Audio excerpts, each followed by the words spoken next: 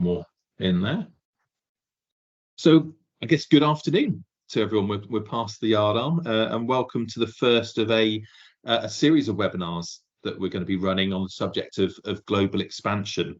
I'm Charles Dorr. I head up the global payroll division for Giant, and I'm joined today by my colleague Lauren. I guess just as a brief introduction, I've been involved with, I guess, assisting the recruitment industry with global payments to contingent workers for about 15 years or so. I joined Giant just over a year ago with a view to setting up a new global payroll division for the group. Lauren, would you like to do a quick intro for yourself as well? Yeah, hi everyone, I'm Lauren Forshaw. So I'm a business development manager here at Giant Global, and I've actually been at Giant now for about 5 years. For most of that time, I've worked within the UK umbrella team until last year when I made a move over to Giant Global to support the launch of Giant's international solutions, which is exciting. Great stuff. Thanks, Lauren. So the format for today is to really just go over some broad strokes about global expansion, hopefully highlight a couple of areas that will be useful and interesting. And then, as I say, there's going to be subsequent webinars where we'll go into more specific detail on particular countries. So today is maybe just a little bit more of a general feel about global expansion. However, I thought I would start just with a quick kind of summary of Giant, just in case there are some people on the webinar that aren't aware of the history of the company. Really, Giant's been providing kind of workforce management solutions for over 30 years. We were predominantly known for, I guess, umbrella payroll in the UK, but we do offer a full end-to-end solution covering areas like funding and screening, back office software, obviously all the UK payroll options, and now also the global payroll options. What perhaps is a little less well known is that Giant has been involved with global payroll for some time. Back in the early noughties, we actually had incorporations in Germany, France, and Ireland, and were running payrolls for client projects in those locations. It was just the situation that as those projects came to an end, there weren't any new projects in those areas, and so the companies got closed down and kind of put to one side, and the focus was back onto the UK area. But then about 10 years ago, again, a couple of clients approached us around needing support in Ireland and America, and so now actually of the 30-odd thousand pay calculations that we handle, around 5,000 of those are actually for outside of the UK. So we do have some reasonable experience and history on the global payroll side of things. So Lauren, let's get things going. If you'd like to bring up the first slide. Yeah, sure. So first slide, so we know there's loads of benefits of global expansion, some of which are listed on the slide here, so including growth opportunities and increase in revenue opportunities. But it would be interesting to hear your thoughts, Charles, on how you think in particular doing so can make you become more sticky with clients. Yeah, for sure. No, that is an interesting point. As you've said, there's lots of reasons why to expand globally, but getting close to your clients, I think, is an important one. You know, if we looked at just even like a basic scenario, you've got a client in the UK, you're providing a good service to them, everything's running quite smoothly. But you know, what if that is actually a global business? You know, if they only think of you for the UK, what happens to those opportunities that are outside of the UK? Do they go to a competitor that has perhaps already expanded their operations globally and talk to them about a project in another country? So I think the global expansion should always be on the table for discussion, and especially if you work with clients that are global, it does provide that opportunity to really move beyond just being a good supplier towards that kind of trusted partner status. You know, if you're able to have the conversations with them around, okay, great, we're providing a super service to you in the UK, but what about France? What about Germany? What about America? And you're able to start interacting with them on a global scale, it just moves you, I think, into a different dimension, and as you said, kind of creates that stickiness. You know, and I can certainly see some parallels with what we've done at Giant.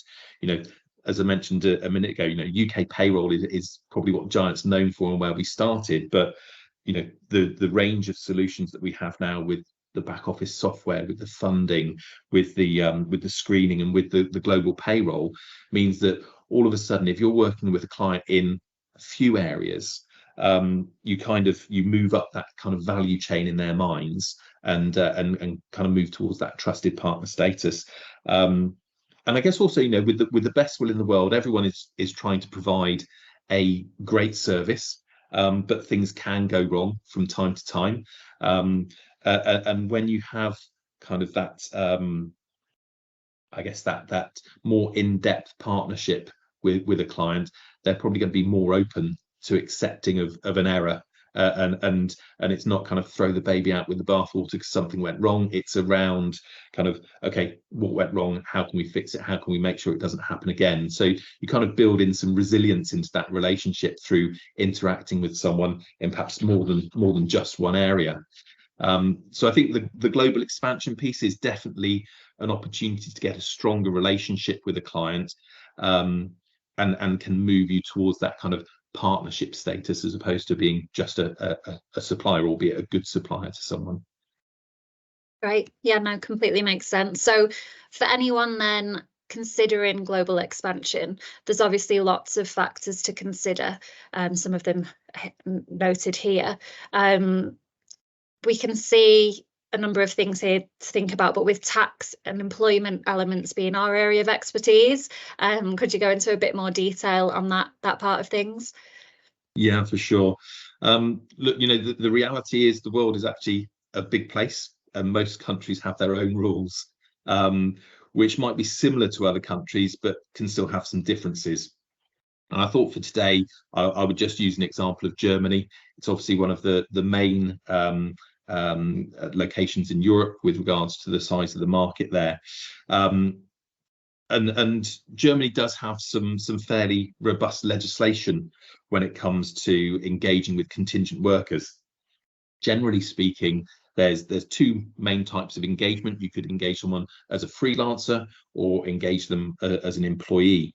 And to just kind of highlight how elements can be similar but different, if we look at the freelancer model to begin with, you know, here in the UK, we have IR35, which will talk about things like supervision, direction and control, the right of substitution. And in Germany, they have similar legislation.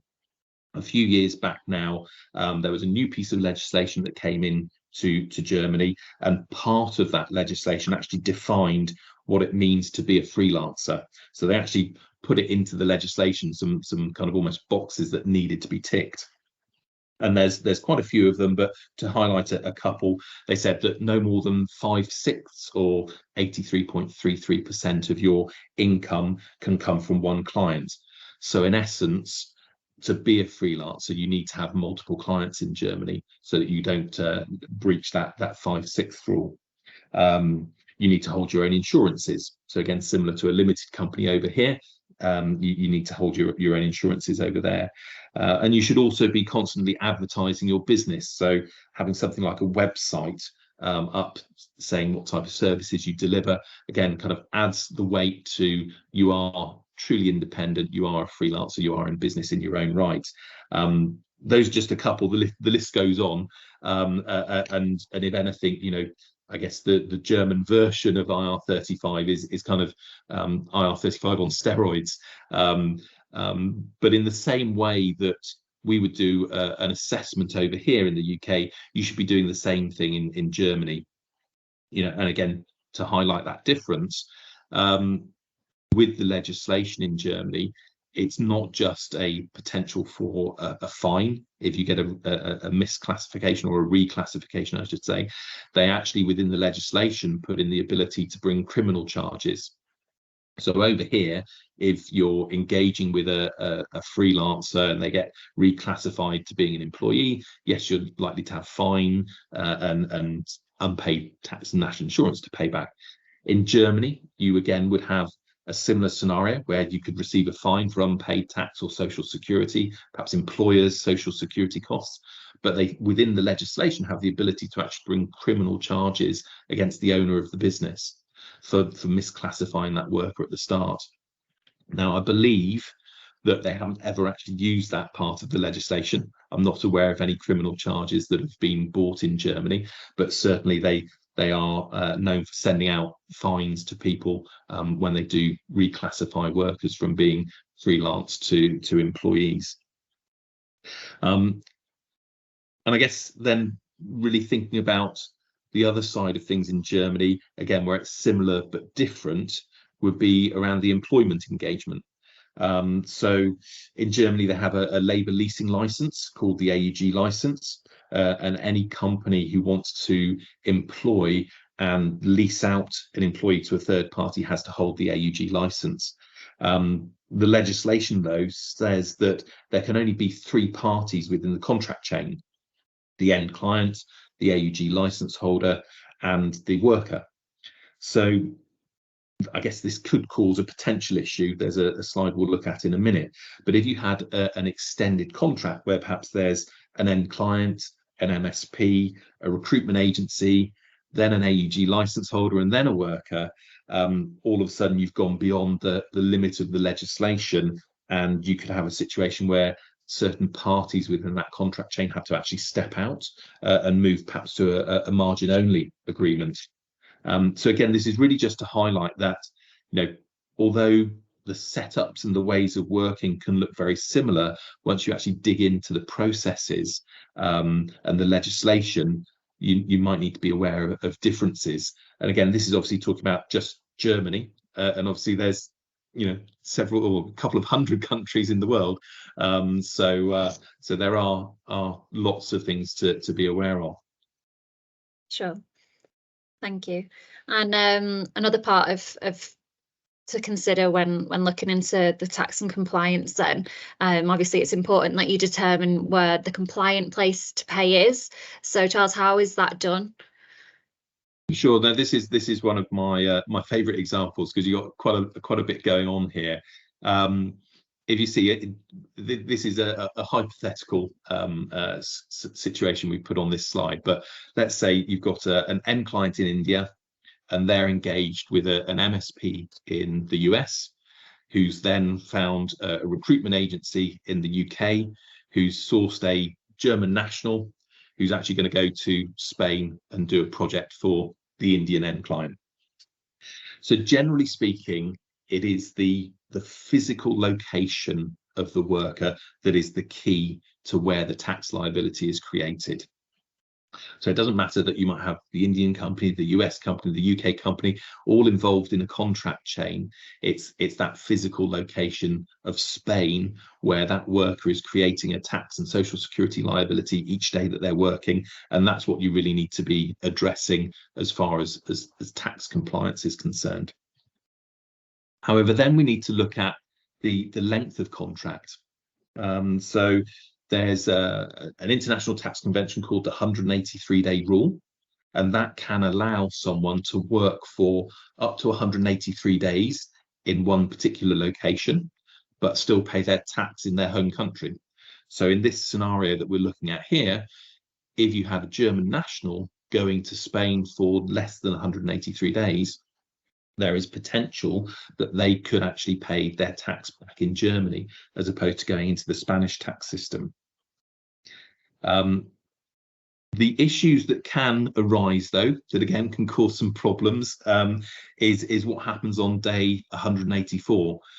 Often we work with agencies where it might end up initially being a 3-month project, but then there's an extension and an extension and another extension. Things can overrun, and ultimately the 183-day rule states that on day 184 tax is backdated to day 1. So you could have this individual working in Germany, they think it's going to be less than 183 days, so they've been paying their taxes in Germany, all boxes being ticked, everything's happening in the correct way. Then the contract gets extended, it's then day 184. What happens at that point is they've got 6 months tax to pay in Spain that they have to pay out. And then they also have to start negotiating with the German tax authorities to say that 6 months of tax that I've just been paying you for the last 6 months, can I have that back, please? And guess what? Tax authorities never really like to give money back. So you could end up with a situation where you are double taxed and you're then into negotiations with two different tax offices.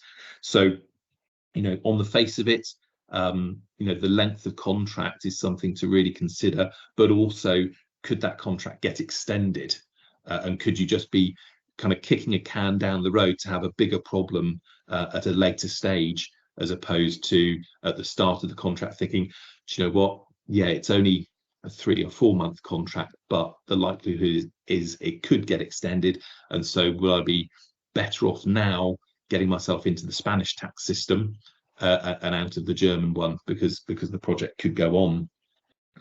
The other thing to be aware of is that the 183-day rule only applies to income tax. It doesn't apply to social security. There again is a convention that can be used so that your social security can be paid in your home country, which is the A1 form, been around a long time. And so again, if this was a short-term project, you could say, my tax is going to be liable in Germany, not in Spain, and I want my social security to continue to be paid in Germany, not in Spain. And so you would make an application for an A1 form. Again, there are some rules that have to be met to get one of those. I think the key one is that 25% of the work should take place in the home country. And this is one where I think the A1 form has been abused a little bit in the past by various organizations. If you're there working in Germany as your normal place of work, and then you go to Spain for a 4-month project, and it is just in Spain for those 4 months, then really an A1 form is not applicable to you. It should be that during the course of that 4-month project, 25% of the time is spent back in Germany. That's when an A1 form becomes a valid and compliant way of operating. So I think, over 183 days, then definitely go with the physical location of the work. That's where you should be looking for your tax liability to be created and paid. Under 183 days, you've got to look at the options. Is there a chance that the contract could be extended? If so, again, maybe look to the physical location of the work. If it is just a very short-term contract and you don't see any risk of extension, then you could look to still pay your tax in your home country, but you also need to look at, could you get an A1 form so that your social security liability isn't created in the place of work as well. And I think another consideration, I've just been talking about, I guess, the individual tax and social security liability of the worker. But in this scenario, let's say that the Indian company had hired a salesperson in Spain, and they were going out sort of prospecting for new business, and they won a few new clients, and so were starting to generate revenue from Spanish clients. It could be that end client is all of a sudden forming a permanent establishment of themselves in Spain, and so they're creating a corporate tax liability. So again, it's something to be aware of. Absolutely, the individual who is doing the work, you want to be aware of where their tax liability is created, but then yourself as a corporate entity, are you creating a corporate tax liability for yourself? Or do you already have actually an office in Spain, and so it's not an issue for you, you're paying corporate taxes there already? Or is it literally a dipping the toe in the water, and this is something completely new, but all of a sudden, as you start to generate revenue, you may find that you have a corporate situation to address as well. Perfect, thank you. Just get on to the next slide. Okay, so moving on to types of solutions then. So you briefly used the Germany example earlier on, but what solutions are available that you touched on there? So we know that, like here in the UK, there are different ways in which workers can be paid. Could you go into a bit more detail on employer of record solutions and agency of record solutions, and when each of those might be used? Yeah, for sure, absolutely. So employer of record, or EOR as we call it, is what you would expect. That is where a contract worker is being employed in the location of work. They would have a contract of employment. They would receive a net pay along with a pay slip. Taxes would be deducted at source, and kind of all administration would be done for the worker. So it's quite a straightforward solution. There's not too much admin for the worker. Everything is kind of taken care of by the employer of record. But what you do have to be aware of is that if someone is employed, there are going to be employment costs. And now, while we're used to some relatively low costs here in the UK, are kind of 13% of employers NI, when you go onto the continent, there are some fairly high social security costs. You know, you start looking at places like Spain and Sweden, for example, it's not unusual for the employer's social security cost to be over 30%. And so these things have to be taken accounted for within calculations. You also often have things like 13th month and 14th month payments. So again, you know, if someone is being paid a monthly salary, you know, that's actually got to be paid out 14 times a year in certain countries. So although it's, I guess, admin light for the agency and also for the worker, there are potential employment costs that need to be accounted for and thought about. And again, when you're working with, I guess, contingent workers, where perhaps you're on a day rate or an hourly rate, you know, all those things have to be factored in and often kind of stripped out of that rate, so that, you know, 500 a day might sound like a great rate to a contractor, but in an employed solution, the reality is their gross pay rate might only be 300 a day. And the other 200 is taken in employment costs and accounting for things like holiday pay and as I mentioned, things like 13th month and 14th month payments. So again, it's just being aware of those up front so that those conversations can be had with the worker, and so that they're fully aware of what their sort of gross to net situation will be in any given country. On the other side, agent of record, so AOR is really where we would be engaging with a freelancer or a limited company worker. You know, the sorts of things that we do there really are around a compliance test to make sure that that individual actually is able to work that way. And this comes back to what we were talking about with the IR35 assessment that we would do in the UK for a limited company. So again, on the continent, it varies from place to place. As we mentioned, somewhere like Germany, pretty strict, got some fairly strong legislation. In other countries, it's perhaps not as severe, but you should always be doing some form of due diligence to establish, can you actually engage with a worker as a freelance or as a limited company through an agent of record type solution.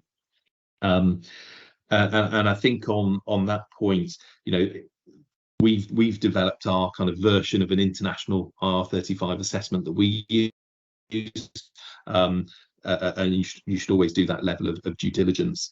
And the other side of things is that the physical solutions themselves, certainly on the continent around Europe, often it's a freelance solution that is used. And from the outside, we might look at it and say, that looks like sole trader, which of course everyone wants to stay well away from here in the UK. It's very, very sort of dangerous that tax liabilities can be passed on and that sort of thing. On the continent, when you register as self-employed, it's a much more robust process. You know, you have a tax number, a social security number, a VAT number a lot of the time as well. You are kind of logged in and registered within the tax system of a particular country in which you're working. And so the tax authorities, they know who you are, where you're working, and where to come to collect their taxes. So it's not as risky as perhaps engaging with a sole trader in the UK is. And in fact, it can go to even further extremes in certain countries. So somewhere like Italy, for example, the tax authorities twice a year actually take the tax money directly out of your bank account. So there's no kind of wiggle room where you could engage or work as a freelancer and get away with not paying your taxes. They actually physically take it out of your bank account, and if the funds aren't available, they know where you live to come and knock on your door to get those monies. So it's a fairly safe and good solution to use, because you avoid the employment costs. But it's still completely safe and compliant as far as tax liability is concerned. It just comes back to doing that due diligence assessment to say, is this someone who is a true independent contractor who's working in their own right, who is completely eligible to work as via an agent of record type solution, or actually is this individual someone who's doing the same job as an employee and really is a disguised employee, and therefore employer of record should be the right way to go.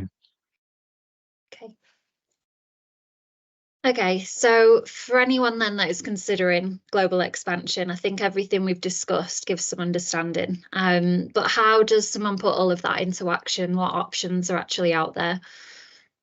For sure. So look, the reality is there's nothing to stop anybody doing what we do. You could do it yourself. And if you were making 1 or 2 contractor placements in a particular country, you could do a little bit of research, you could find out what you need to know, and I'm sure you could manage that yourself. Or even if you won a project with a client and needed to set up an operation in one specific country, you could absolutely do that work and put that in place, and it wouldn't be too much of a problem. I think really where doing it yourself can become an issue is as things grow and get bigger. If all of a sudden it's not 1 or 2 contractors, it's 50 contractors. All of a sudden it's not 1 country, it's 50 countries.